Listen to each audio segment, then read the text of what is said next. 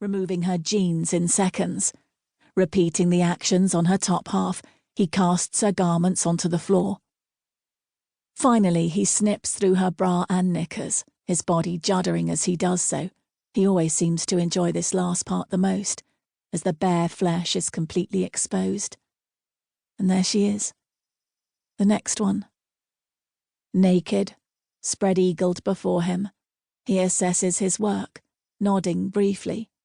She is unconscious, of course. They always are on arrival. Some substance slipped into their drink while they aren't looking, or away in the lavatory. Later on, when they are alone and the girl wakes, she will comfort her, lie to her, reassure her that everything will be okay, as she had with all the others. She remembers how he had looked at her in the bar, from across the room. She'd clocked him as soon as he had walked in. She'd seen him many times before, always with a different, beautiful girl. She liked him. He excited her, the cut of his suit, the scent of his aftershave as he sauntered past her. She caught his eye, and he had looked away, but he'd noticed her, and she wanted him. She wanted him inside her. She may even do this one for free, she had thought. Was this her punishment? Perhaps. Her mother had always told her she was going to hell. Her heart had raced when the barman brought a drink over to her. The gentleman at the end of the bar wonders if you'd care to join him, he'd informed her. She had stood from her stool, smoothing out creases from her black satin dress.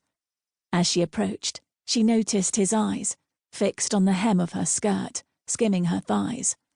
He wanted her, too. He'd told her his name was Michael, but that was probably a lie. He was a different breed from her usual clients. He had asked her questions, seemed like he actually gave a shit. Where was she from? Did she have family? Did she have a day job? She had thought he was genuinely showing an interest in her life. More fool her. In hindsight, he was merely assessing the suitability of his prey. When he had suggested they continue the conversation in his suite at the Dorchester, she had agreed, of course. A split-second decision which had ultimately been her downfall. No point dwelling on that now. She'd made her bed, as it were. He crosses the room to the console on the far wall. She hears a click as he presses play, and the same old song fills her ears. Some 50s ballad which she probably would have quite liked had she heard it under different circumstances. It reminds her of her grandmother, the only person in her life who hadn't let her down. The haunting vocal begins, sending a shiver down the girl's spine. A love-struck man declares how the object of his affection will be his forever. He sings that they will be together for eternity. She is his. In the right circumstances, it would be the epitome of romance. But here, and now, in this setting, it is chilling. She knew what was coming next. He crosses back to the foot of her station, turning to face the camera.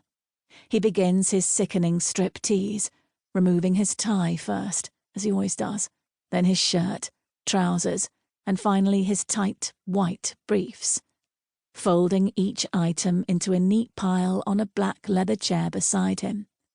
Sometimes he would just sit there for a while, watching. He isn't hard. Not yet. That doesn't usually happen until some pain is inflicted. She screws her eyes shut, trying to block out the melody, trying to take herself to another place, a safe place.